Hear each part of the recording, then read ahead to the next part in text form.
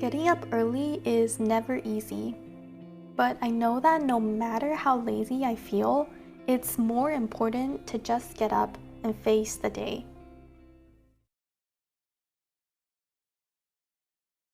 Waking up early is a Buddhist tradition. Monks go to bed very early every evening and wake up before dawn for morning meditation. The Dalai Lama reportedly wakes up at 3 a.m. every morning. Waking up early is also the first step to a very disciplined and regimented routine, which very much defines the lifestyle of a monk. I personally find it very refreshing and sobering to wake up early, maybe a bit before the rest of the world, and start my day. Clean your home in the morning. Buddhist monks in East Asia have a habit of cleaning their temple every single morning. You might have seen this in movies or animes where monks are sweeping leaves off of their temple grounds with giant broomsticks. The practice of cleaning has a purpose of purifying the mind as well as the environment, and is done in the early mornings. It shows care and respect for the environment. It's also related to the idea of interbeing, meaning that the space that we reside in and the things that we use are all connected to our being. Thus, taking care of our surrounding is just another way of taking care of ourselves. Live with a simple schedule. Although monks live a very regimented lifestyle, they don't try to fill their day with a long list of to-dos. The aim is not to cram the day or to accomplish as many things as possible, but simply to do what is necessary and essential for the day. Today, for me, the only task I need to accomplish is to finish writing my script. It's also important to allow yourself some free time and rest during your day.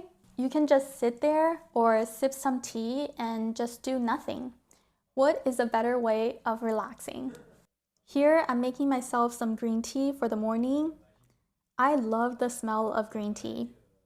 In comparison to coffee, it's much more mild and refreshing. It feels like a gentle but sober hug. Meditate. Buddhist monks meditate first thing in the morning and then in several sessions throughout the day. It's one of the most important Buddhist practices and is performed routinely in order to attain more focus and mindfulness. I meditated for about an hour today, concentrating on my breathing and the physical sensations in my body. I was aware of the fact that it's spring now in Montreal. The temperature was very comfortable and I felt lucky to be here.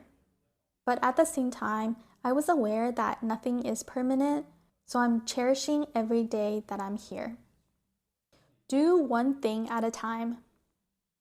This is one of my favorite Zen Buddhist practices. Doing one thing at a time instead of multitasking teaches us to be mindful of the one thing that we're doing and to stay focused in the present.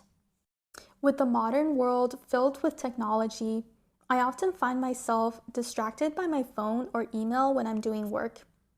So here I'm clearing my desk to stow away distractions such as my phone, my agenda, and just random books.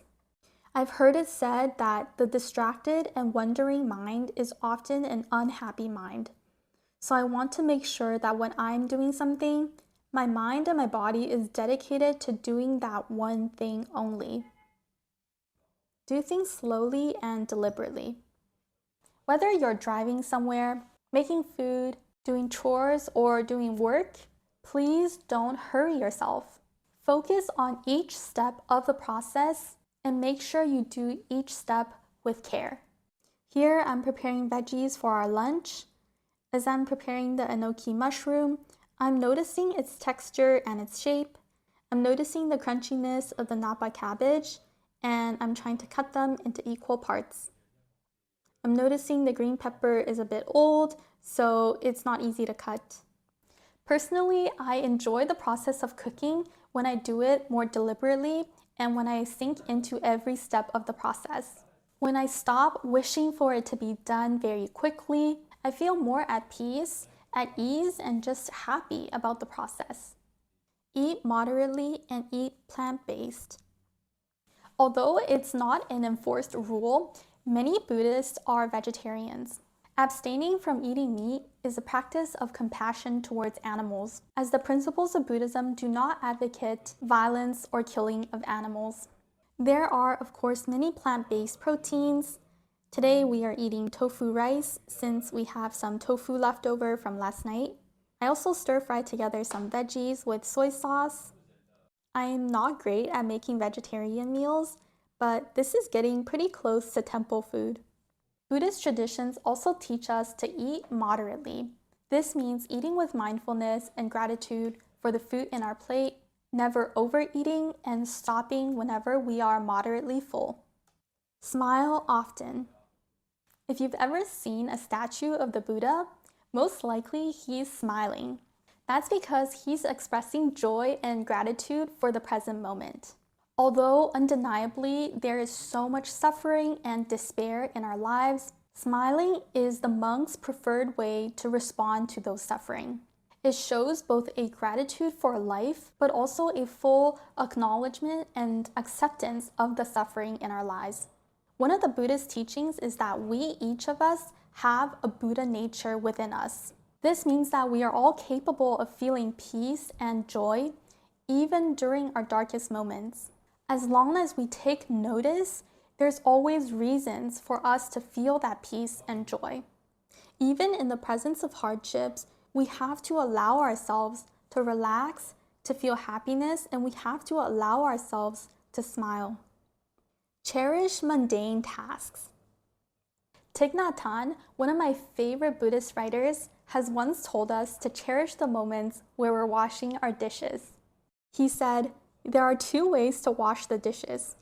The first is to wash the dishes in order to have clean dishes, and the second is to wash the dishes in order to wash the dishes." He encourages us to do the latter, to be fully present at the sink, mindful of the act of washing the dishes, aware of our breathing and our hands cleaning the dishes. In this way, washing dishes has become a mindfulness practice. He also said, if I'm incapable of washing the dishes joyfully, if I want to finish them quickly so I can go and get a dessert or tea, I will be equally incapable of enjoying my dessert and my tea when I finally have them. Serve other living beings.